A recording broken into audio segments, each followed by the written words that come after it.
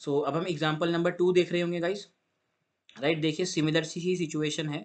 Okay, similar situation नहीं है, different है इसमें। ओके, सो लेट अस सी एग्जाम्पल नंबर 1। हमने देख लिया। अब देखो मैंने आपको क्या समझाया कि ये हमारा इंटीजर में कन्वर्ट हो रहा है, और फिर मैंने आपको बताया कि इंटीजर मेरा लॉन्ग में भी कन्वर्ट हो जाता है। तो देखिए अगर मैं इसको लॉन्ग कर देता हूँ दोस्तों, तो यहाँ पे भी मैं इसको अगर रन करता हूँ आप लोगों के सामने, तो आउटपुट जो है हमारा इंटीजर एग्जाम्पल ही आने वाला है, राइट। देखिए दोबारा से एग्जाम्पल, इंटीजर एग्जाम्पल, क्योंकि हमारा इंटीजर जो है लॉन्ग में कन्वर्ट हो जा रहा है ना, उसी डायग्राम के हिसाब से जो मैंने भी आपको दिखाया, मैंने लॉन्ग में कन्वर्ट हो गया। अगर मैं डबल भी यहाँ लिख दूंगा इनफैक्ट ऑब्जेक्ट भी, तो तब भी हमारा ये आउटपुट सही देना चाहिए। सो मैं यहाँ पे चलिए आपको दिखाता हूँ एक बारी। ऑब्जेक्ट क्लास हम यहाँ पे लेकर के चलते हैं, तो it will do automatic conversion, so it should give integer example only. देखिए इंटीजर एग्जाम्पल आपका फिर से आउटपुट आ गया, करेक्ट। तो ये सारी चीज़ें आपकी इंपॉर्टेंट है from your all perspectives. Next question guys, जो भी हमने देखा एग्जाम्पल नंबर 2 था, right. So let me just confirm it once. Yes, example number 2 है। चलिए देखते हैं यहाँ पे हम क्या समझ रहे हैं। देखिए इसमें मैंने एक कमेंट दिया हुआ है कि example to show the output when we have a method call which has overloaded methods and the arguments are of type child and parent. जी देखिए ये बहुत इंपॉर्टेंट हमारा कॉन्सेप्ट है। देखो गाइस यहाँ पे क्या हो रहा है, एक क्लास बनाई है, void m1 नाम का मेथड है, सिमिलर सा। यहाँ पे मेथड ओवरलोडिंग हो रही है, ठीक है। m1 m1 दोनों मेथड्स हैं, एंड डिफरेंट टाइप के यहाँ पे हमारे मतलब आर्ग्यूमेंट्स है। एक में हमारा ऑब्जेक्ट क्लास है, एक में हमारा स्ट्रिंग क्लास है। Let me just do it control Z. Okay okay okay, control Y, sorry. Okay, so इस तरीके से हमारा है। मैं इसको गाइस वापस से ऊपर कर देता हूँ ताकि आप लोगों को दिख जाए, मैंने इसीलिए यहाँ पे छोटा करके रखा हुआ है, correct. So let me just minimise this. Okay, या तो आप समझ चुके हैं, ठीक है। यहाँ पे हमने m1 डिफाइन किया है, जो कि हमारा ये ऑब्जेक्ट ले रहा है, एंड देन सिंपली हमने यहाँ पे नीचे m1 फिर से डिफाइन किया हुआ है, जो कि हमारा स्ट्रिंग क्लास को प्रिंट कर रहा है। तो ये हो गया हमारी मेथड ओवरलोडिंग का कॉन्सेप्ट। नाउ गाइज अगर हम देखो static public static word main करके हमने एक एग्जाम्पल 2 का ऑब्जेक्ट बनाया, फिर देखो मैं यहाँ पे बोल रहा हूँ ob.m1 अभिषेक शर्मा। तो द थिंग इज कि यहाँ पे हमारा कौन सा कॉल होगा, क्योंकि देखो स्ट्रिंग है, अगर हम स्ट्रिंग भेज रहे हैं तो ऑब्वियसली स्ट्रिंग हमारा कॉल होना चाहिए इस सिनेरियो में, राइट। ऑब्वियसली आपका स्ट्रिंग ही आउटपुट आने वाला है। बट द थिंग इज लोग सोच सकते हैं क्या स्ट्रिंग भी तो ऑब्जेक्ट क्लास को हमारा बेसिकली वो करता है ना, कि मतलब every class x tends object class. तो देखो आउटपुट तो सही आ रहा है, स्ट्रिंग क्लास, आपने स्ट्रिंग भेजा तो स्ट्रिंग ही आउटपुट आ गया, नॉट एन इशू। बट यहाँ पे अगर गाइज हमारा ऑब्जेक्ट क्लास भी है और यहाँ पे हमारा स्ट्रिंग क्लास भी है, तो this is the perfectly valid scenario. Explanation भी मैंने आप लोगों के लिए यहाँ पे कुछ लिख के रखा हुआ है, that while resolving the overloaded method compiler will always give precedence for the child type argument when compared with the parent type argument, correct. क्योंकि देखिए गाइज मैं आपको ये क्या समझाना चाह रहा हूँ, अगर यहाँ पे मान लीजिए स्ट्रिंग नहीं होता, एग्जाम्पल के लिए सपोज यहाँ पे इंटीजर टाइप है, तो उस सिनेरियो में क्या होगा, आपका आउटपुट गाइस यहाँ पे कोई एरर नहीं आ रहा है, हम यहाँ से स्ट्रिंग भेज रहे हैं ना, तो string will give the output of object class, क्योंकि ऑब्जेक्ट क्लास तो आपकी बाय डिफॉल्ट है ना। ऑब्जेक्ट जो भी आपकी स्ट्रिंग क्लास है, string class x tends object class, तो इसमें भी क्या होगा, ऑटोमेटिकली हमारा आउटपुट मतलब कन्वर्जन हो जाएगा, एंड आउटपुट हमारा यहाँ पे आ जाएगा ऑब्जेक्ट क्लास इटसेल्फ। सो देखिए ऑब्जेक्ट क्लास ही हमारा आउटपुट आ रहा है, ठीक है। ये मेरा आपको समझाने का मुद्दा था। और अगर मैं यहाँ पर कोई और मतलब सपोज स्पेसिफिकली मैं कहीं पे स्ट्रिंग दे देता हूँ, तो ऑब्वियसली प्रेफरेंस हमारे चाइल्ड मेथड को ही मिल रही होगी उस सिनेरियो में। तो जब मैंने यहाँ पे बोला आप लोगों के सामने कि ob.m1, तो सिंपली पहले चेक करेगा क्या स्ट्रिंग अवेलेबल है ऑलरेडी। देखो हाँ स्ट्रिंग अवेलेबल है इस वाले सिनेरियो में, तो यहाँ पे हमारी स्ट्रिंग क्लास प्रिंट हो जाएगी। बट अगर ये चेक कर रहा है और स्ट्रिंग अवेलेबल नहीं है, तो ये पेरेंट वाले को कॉल कर देगा, ठीक है। क्योंकि स्ट्रिंग हमारा ऑब्जेक्ट में कन्वर्ट हो सकता है, क्योंकि object class is extended by all, that's why. ये आपका एग्जांपल हो गया, वेरी इंपॉर्टेंट एग्जांपल। बाकी मैंने कमेंट्स में भी ऐड किया हुआ एक्सप्लेनेशन कि while resolving the overloaded methods compiler किसको प्रेफरेंस दे रहा होता है, प्रेसिडेंस किसको मिलेगी, चाइल्ड क्लास के आर्ग्यूमेंट्स को मिलेगी, अगर पेरेंट भी गिवन है तो, correct. Very important example. So we have seen this, and for this let us see example 3.java as well. यहाँ पे मैंने एक और कमेंट ऐड किया है, तो चलिए एग्जांपल 3.java भी देख लेते हैं। देखिए यहाँ पे गाइस हम क्या कर रहे हैं, हम स्ट्रिंग और स्ट्रिंग बफर दोनों यूज कर रहे हैं। Now the thing is string buffer में भी हमारी मतलब वैल्यू जा सकती है अगर हम नॉर्मल देते हैं, और स्ट्रिंग बफर में भी। तो चलिए अब सोचते हैं इसका आउटपुट क्या होगा। सो अगेन गाइस देखिए यहाँ पे मेथड ओवरलोडिंग ही है, void m1 है। अगर रिटर्न टाइप भी अलग हम कर देंगे तो कोई गड़बड़ वाली बात नहीं है, right. So that is not an issue, हम देख चुके हैं। नाउ एक में स्ट्रिंग है, एक में स्ट्रिंग बफर है, और दोनों हमारी प्रिंट करनी है कुछ वैल्यूज। आउटपुट हमने ऑब्जेक्ट क्लास बनाई, देन हमने किया ob.m1, हमने यहाँ पे भेजा गाइस स्ट्रिंग। ऑब्वियसली गाइस अगर हम स्ट्रिंग भेज रहे हैं और कहीं पे भी स्ट्रिंग प्रेजेंट है, तो that will call the string one itself. तो आपका स्ट्रिंग मेथड ही कॉल हो रहा होगा, करेक्ट। सो ये हमने कॉल किया, तो output should be string class. And हमने नीचे गाइस जब कॉल किया स्ट्रिंग बफर नाम से, तो ऑब्वियसली अगर आप स्ट्रिंग बफर का ऑब्जेक्ट बना के यहाँ पे कुछ वैल्यू भेज रहे हो, ठीक है, यहाँ पे मैंने कुछ इंक्लूड नहीं किया, आप कर भी सकते हो, नहीं भी, वरना वो एम्प्टी स्ट्रिंग ले लेगा। तो स्ट्रिंग बफर को अगर आप कॉल कर रहे हो और स्ट्रिंग बफर स्पेसिफिकली एग्जिस्ट कर रहा है, तो ऑब्वियसली गाइस आपका आउटपुट जो आएगा that will be string buffer class. तो आपका आउटपुट होगा string class and string buffer class. So let's see the output. Okay, that is example number 2। हम इस वाली क्लास को रन करते हैं, वो आउटपुट जो आ रहा है वो प्रीवियस क्लास का आ रहा है। सो देख सकते हो स्ट्रिंग और स्ट्रिंग बफर हमारे यहाँ पे प्रिंट हो गया दोस्तों, correct. So we have got this. Now एक इंपॉर्टेंट चीज ये है कि अगर मैं यहाँ पे स्ट्रिंग बफर के बदले ऑब्जेक्ट कर देता हूँ तो क्या ये मेरा एरर है? बिल्कुल एरर नहीं है, ठीक है। वही कंसेप्ट है जो मैंने आपको पीछे समझाया। देखो यहाँ पे हमने स्ट्रिंग भेजा तो स्ट्रिंग का ही कॉल होगा, बट यहाँ पे मैं स्ट्रिंग बफर भेज रहा हूँ। अब स्ट्रिंग बफर की मेरी ऑब्जेक्ट क्लास तो ऑब्वियसली एक्सटेंड करती है ना स्ट्रिंग बफर, तो वो कन्वर्जन हो जाएगा और आउटपुट अगेन मेरा सेम आ जाएगा, स्ट्रिंग एंड स्ट्रिंग बफर। देखिए एग्जैक्टली द सेम आउटपुट मेरा आ चुका है, करेक्ट। अगर मैं यहाँ पे से कंट्रोल जेड कर देता हूँ और यहाँ स्ट्रिंग के बदले स्ट्रिंग हटा देते हैं अब हम, और हम यहाँ पे ऑब्जेक्ट कर देते हैं, तो आउटपुट अब आप बताएंगे। देखिए हमने यहाँ पे स्ट्रिंग भेजा बट यार स्ट्रिंग अवेलेबल नहीं है, तो यहाँ पे स्ट्रिंग स्पेसिफिकली अवेलेबल नहीं है, तो ये ऑब्जेक्ट क्लास को सिलेक्ट करेगा क्योंकि स्ट्रिंग मेरा कन्वर्ट हो जाएगा ऑब्जेक्ट क्लास में, आउटपुट आएगा स्ट्रिंग क्लास। और फिर इसकी वजह से मेरा आउटपुट यहाँ पे हमने स्ट्रिंग बफर भेजा है, तो स्ट्रिंग बफर में हमारा स्ट्रिंग बफर प्रिंट हो जाएगा। तो again the output will be the same, string and string buffer class. Okay, battery running low. Okay, and output is string class and string buffer class. Okay, बाकी guys मैं pause करके एक बार charger connect कर लेता हूँ, फिर हम आगे कंटिन्यू करते हैं। सो गाइस चार्जर कनेक्टेड, चलिए आगे बढ़ते हैं। सो बेसिकली गाइस आप देख सकते हैं यहाँ पे अगर हम ob.m1 करके भेजते हैं, इसको अगर हम अनकमेंट करते हैं तो आप देख सकते हो गाइस यहाँ पे आ रही है एरर, कंपाइलेशन एरर, ठीक है। ये क्यों आ रही है? देखो यहाँ पे कोई कन्वर्जन नहीं होगा क्योंकि नल तो ऑब्वियसली आपका कहीं पे कन्वर्ट नहीं हो सकता है, राइट।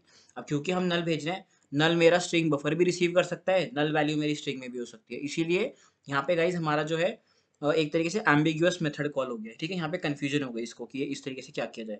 अब अगर मैं आपको दिखाना चाहूँ इसको ये करेक्टली वर्क करेगा, अगर मैं इसको इंटीजर कर देता हूँ आप लोगों के सामने।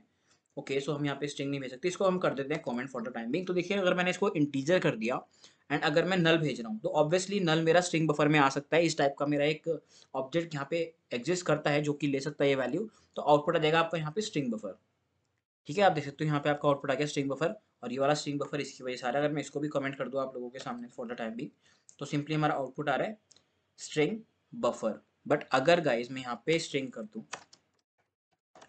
स्ट्रिंग एस और यहाँ पे हम स्ट्रिंग बफर के बदले कर दे इंटीजर, तो अब हमारा आउटपुट क्या रहा होगा? इस नल हमारा स्ट्रिंग ले सकता है, तो यहाँ पे हमारी प्रिंट हो जाएगी string class. So this is the important concept guys, ठीक है। ये सारे छोटे छोटे पॉइंट्स लग सकते हैं आपको बट ये बहुत इंपॉर्टेंट पॉइंट्स हैं। अगर मैं यहाँ पे भी स्ट्रिंग बिल्डर भी अगर मैं करके देखूँ आप लोगों के सामने, ठीक है, तो यहाँ पे फिर से एरर आ रहा है। क्या? ये कंफ्यूज हो जाएगा कि यार नल में किस में भेजूँ, स्ट्रिंग भी ले सकता है नल और स्ट्रिंग बिल्डर भी ले सकता है नल।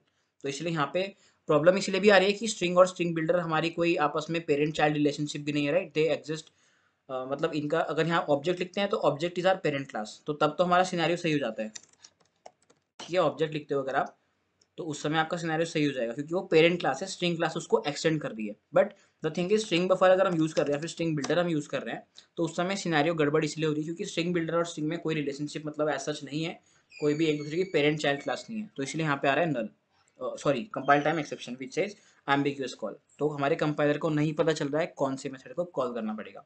सो this is the important example. So this is done. तो चलिए अब हम आगे बढ़ते हैं। Again what is run time polymorphism, इसकी हमने डेफिनेशन ऑलरेडी ऊपर देख ली है, बट द थिंग इज यहाँ पे और भी एक अच्छे तरीके से लिखा हुआ था तो मैंने यहाँ पे ऐड कर दिया, राइट। सो आप देख सकते हैं हम अपने रन टाइम पे कौन से ऑब्जेक्ट को रेफर कर रहे हैं उस हिसाब से हमारा चीन चल रहा होता है। So the determination of the method to be called is based on the object been refer to by the reference variable, this is important, right. So this is the concept. बाकी हम एग्जाम्पल समझ रहे होंगे तो और detail में हम देख रहे होंगे। सो देखिए बाइक का हमने एक एग्जाम्पल यहाँ पे ले रखा है, राइट। आउटपुट मैंने यहाँ लिख के रखा हुआ है, ओके दिख गया होगा आपको बट स्टिल कोई बात नहीं। सो बाइक हमने बनाई है, वहाँ पे हमारा वॉइड रन नाम का एक मेथड है। फिर हमने एक स्प्लेंडर का मतलब स्प्लेंडर का एक ऑब्जेक्ट बनाया हुआ है, क्लास बनाई है, इसमें हमने क्या किया void run. So we have done method overriding this time, ठीक है। यहाँ पे मेथड ओवरराइडिंग का कॉन्सेप्ट स्टार्ट हो चुका है एंड हमने मेन बनाया गाइस। अब देखो बाइक का तो आपका रेफरेंस वेरिएबल है, मैं इसको गाइस आप लोग कॉपी करके रन करके भी दिखा देता हूँ इन आवर इंटेलिजे, तो that will be more awesome I guess, right. Obviously आपने आउटपुट देख लिया है बट कोई बात नहीं। हम एग्जाम्पल जीरो नाम से क्रिएट कर देते हैं classic example 0, okay, and let us paste this code over here। Okay, class bike बोल रहा है कि डुप्लीकेट एग्जिस्ट। सो चलिए हम बाइक को बाइक टू यहाँ पे कर लेते हैं, जहाँ पे भी बाइक लिखा हुआ है आपका। ठीक है, bike two and bike two कर देते हैं। And that's it I guess. Yes, कोई एरर नहीं आ रहा है। सो देखिए गाइज, ये हमारा है क्लास। सो इसमें हमने एक रन मेथड डिफाइन किया हुआ है। जूम कर लेते हैं आप लोगों के लिए थोड़ा सा। एंड देन यहाँ पे हमने बनाई है एक स्प्लेंडर क्लास। ठीक है, तो स्प्लेंडर ने एक्सटेंड किया बाइक को ऑब्वियसली। एंड इसमें भी हमने रन मेथड को डिफाइन किया है, बोला है कि रनिंग सेफली विद 60 किलोमीटर। अब देखो हमने यहाँ पे क्या किया है, this is nothing but your run time polymorphism, है ना। रन टाइम पे हमारे को पता चल रहा है कि कौन सा ऑब्जेक्ट कॉल होने वाला है, या फिर कौन सा मेथड हमारा बेसिकली कॉल होने वाला है। ठीक है, वो कॉल हमारा इस वाले से होगा, रन मेथड कॉल, या फिर रन इसका कॉल होगा। So this is nothing but our run time polymorphism का एग्जाम्पल। एंड गाइस, यहाँ पे हमने देखो बाइक का रेफरेंस लिया, सुपर क्लास का रेफरेंस वेरिएबल लिया और ऑब्जेक्ट बनाया है चाइल्ड क्लास का। So we will be running, मतलब we will do b dot run. So इससे कौन सा कॉल हो रहा होगा, ऑब्वियसली गाइस आपका आउटपुट आएगा रनिंग सेफ्टी विद 60 किलोमीटर्स। मैं यहाँ पे इसको रन कर देता हूँ। तो आप देख सकते हो आउटपुट आ रहा है running safely with 60 kilometres. And guys, मैं आपको एक कंसेप्ट और दिखा देता हूँ। एंड ऐसे कॉन्सेप्ट्स मैंने ऑलरेडी, जो इस टाइप के आपके कॉन्सेप्ट्स हैं एंड जो मैं आपको बताने भी जा रहा हूँ, ये हमने बहुत सारे एग्जांपल्स डिस्कस करी हैं इन इनहेरिटेंस। बट स्टिल हम यहाँ पे एक और एग्जांपल देख लेते हैं। देखिए यहाँ पे क्या हो रहा है, हमने कॉल किया है आपका run method, correct. Now the thing is, अगर मैं यहाँ पे एक और मेथड आप लोगों के सामने बनाता हूँ, void m1 बनाते हैं सपोज, और यहाँ पे अभी हम कुछ नहीं दे रहे हैं, but we just want to see कि क्या हम इसको एक्सेस कर पा रहे हैं कि नहीं कर पा रहे हैं। अब देखिए, बी यहाँ पे आपका ऑब्जेक्ट किस टाइप का है, ऑब्जेक्ट तो आपका स्प्लेंडर टाइप का है ना इसका। तो उसके हिसाब से तो आप इसको एक्सेस कर पा रहे होंगे। m1 अगर मैं करता हूँ ऑब्जेक्ट डॉट, मतलब ऑब्जेक्ट का नेम है इसमें बी डॉट m1, तो देख सकते हो यहाँ पे एरर आ रही है गाइस। ठीक है, आप इसको एक्सेस ही नहीं कर सकते हो। क्यों? देखो क्या बोल रहा है, cannot resolve method m1 in bike two. The thing is, जब भी आप यहाँ पे ऑब्जेक्ट बना रहे हो that is okay, but reference variable भी मायने रखता है। रेफरेंस वेरिएबल है आपका बाइक टाइप का, दैट इज ऊपर जो हमने यहाँ पे दिखा रखा है। अब द थिंग इज, अगर मेरा m1 यार इसमें डिफाइंड होता बाइक टू में, तभी मैं इसको नीचे रेफर कर पाता। आप देख सकते हो, आप यहाँ पे इस समय हम इसको रेफर नहीं कर पा रहे हैं। यहाँ पे ये कंपाइलेशन एरर दे रहा है, और मैं इसको रन इसलिए कर रहा हूँ ताकि मैं आपको यहाँ पे डिटेल में जूम करके दिखा सकूँ। देखिए जूम किया मैंने आप लोगों के लिए। It says variable B of type this location, मतलब ये वही बोल रहा है कि we cannot find this symbol, ये एग्जिस्ट नहीं करता है in this which class bike two. तो इसीलिए आपका जब हम यहाँ पे डिफाइन कर रहे हैं, रेफरेंस वेरिएबल अगर पेरेंट का है, तो पेरेंट में भी ये मेथड एग्जिस्ट करना चाहिए, तभी हम इसको रन कर पाएंगे। अब देखिए मैं आपके सामने यहाँ पे एक मेथड बना देता हूँ अभी के अभी, void m1 नाम से, तो हम इसको अब एक्सेस कर पाएंगे इजीली। तो देख सकते हो गाइस, यहाँ पे कंपाइलेशन एरर हट गया, और जो भी मैं इसमें अब आउटपुट दूंगा, let us say system dot out dot println A करके, तो आप देख सकते हो ये भी हमारा आउटपुट आ जाएगा। सो कंपाइलेशन एरर हट गई, आउटपुट आ जाएगा। तो this is what I wanted to show you guys. ठीक है, ए आउटपुट आ गया। तो ये इंपॉर्टेंट है गाइस, इसका ध्यान रखेंगे आप लोग। ठीक है, कौन सा आपका रेफरेंस वेरिएबल है वो भी बहुत मायने रखता है। So this is nothing but the concept of upcasting as well, right. Next, so ये हमने एग्जांपल देख लिया गाइस, बाकी मैंने इसमें यही चीज लिख के रखी है। In this process an overridden method is called through the reference variable of the super class, and the determination of the method to be called is based on the object being referred by the reference variable. Okay, run time पे ही हमें पता चल रहा है कि कौन सा मतलब क्लास का ऑब्जेक्ट बनना है, एंड रेफरेंस वेरिएबल है चाइल्ड का, तो मतलब कौन सा हमारा मेथड कॉल होगा, है ना, बी डॉट रन। इससे हमारा ये रन कॉल हो रहा है या फिर ये रन कॉल हो रहा है। So this is nothing but run time polymorphism का एग्जाम्पल एक और हो गया। नाउ एक इंपॉर्टेंट, सबसे इंपॉर्टेंट कॉन्सेप्ट है गाइस ये, कि रन टाइम पॉलीमॉर्फिज्म जो आप कर रहे होते हो, क्या आप उसको डेटा मेंबर से भी अचीव करते हो? ठीक है, can you achieve runtime polymorphism by data members also? This is a very important question. So basically no इसका आंसर है गाइस। आप जब runtime polymorphism, मतलब आपकी जब मेथड ओवरराइडिंग हो रही होती है, ओवरराइडिंग का कॉन्सेप्ट, उस समय पे आपके डेटा मेंबर्स ओवरराइड नहीं होते हैं। ठीक है, वही लिखा हुआ है, because method overriding is used to achieve runtime polymorphism and data members cannot be overridden. This is a very important point guys, very very important. Okay, data members आपकी जो इंटीजर वगैरह हम डिफाइन कर रहे होते हैं, ये ओवरराइड नहीं होते हैं। चलिए अब इसको हम एग्जांपल के थ्रू प्रूव कर देते हैं। बाकी मैं आपको इसको आईडीई में दिखाता हूँ example. p1 and p2 dot जावा देखते हैं फटाफट से। Okay, p1 dot Java, let us see this example now. So देखिए गाइस, मैंने यहाँ पे आप लोगों ने लिख के रखा है काफ़ी सारा कुछ। जूम करते हैं, इसको करते हैं मिनिमाइज, इसको भी कर लेते हैं मिनिमाइज, ताकि आपको स्क्रीन पूरी विजिबल हो इसीलिए। एंड चलिए, so conclusion at the end of the class है, इसको अभी हम जूम कर देंगे, हम कंक्लूजन नहीं देखना चाहते हैं, हम इसको आपको समझाना चाहते हैं। सो देखिए, एक क्लास है पेरेंट, एक क्लास है चाइल्ड। चाइल्ड ने पेरेंट को करा हुआ है एक्सटेंड, एंड एक मेथड है प्रिंट, यहाँ पे भी है प्रिंट। तो देखिए मेथड ओवरराइडिंग का कॉन्सेप्ट है एग्जैक्टली। सो यहाँ पे हमारा रन टाइम पॉलीमॉर्फिज्म हो रहा होगा, एग्जैक्टली हो रहा है। यस, सो देखिए यहाँ पे भी हमने ए डिफाइन किया, यहाँ पे भी ए डिफाइन किया हुआ है। सो आउटपुट गाइज अब हम देखते हैं नॉर्मली। हमने पेरेंट का रेफरेंस वेरिएबल लेके चाइल्ड का ऑब्जेक्ट क्रिएट किया, ठीक है, पेरेंट ऊपर वाली क्लास है and equal to new child. अब मैंने जब कहा obj dot print, so guys output क्या रहा होगा, ऑब्वियसली गाइस आपका जो चाइल्ड में मेथड है प्रिंट वही कॉल हो रहा होगा, बट द कंडीशन इज कि पेरेंट में भी ये प्रिंट मेथड होना चाहिए। जी हाँ जी, पेरेंट में प्रिंट मेथड है, दैट्स वाई ये इसको हम आराम से कॉल कर सकते हैं। अगर ये पेरेंट में प्रिंट मेथड नहीं होता तो देखो कंपाइलेशन एरर आ गई होती, जो मैंने अभी आपको पिछले एग्जांपल में समझाया था, बट वो अलग बात है, वो यहाँ पे सिनेरियो नहीं है। ठीक है, प्रिंट कॉल होगा तो आउटपुट आपका आएगा सिंपल सा inside the C class. Now देखिए, ये तो आ जाएगा inside the C class. Important concept आपका यहाँ पे लाई करते हैं गाइस, हमने क्या कहा, system dot out println obj dot A. Okay, so obj हमारा क्या है, obj is the reference variable to the child class. तो उस हिसाब से तो गाइस हमारा obj डॉट ए 20 प्रिंट करना चाहिए, राइट। कुछ लोग 20 टिक करके आ जाते हैं मल्टीपल चॉइस क्वेश्चंस में, बट द थिंग इज कि यहाँ पे आपका आउटपुट गाइस 20 ना होकर के 10 आ रहा होगा। 10 क्यों आ रहा होगा भैया, देखिए 10 इसलिए आ रहा होगा, अभी अभी हमने क्या पढ़ा कि जो आपके डेटा मेंबर्स होते हैं दे कैन नॉट बी ओवररिडन।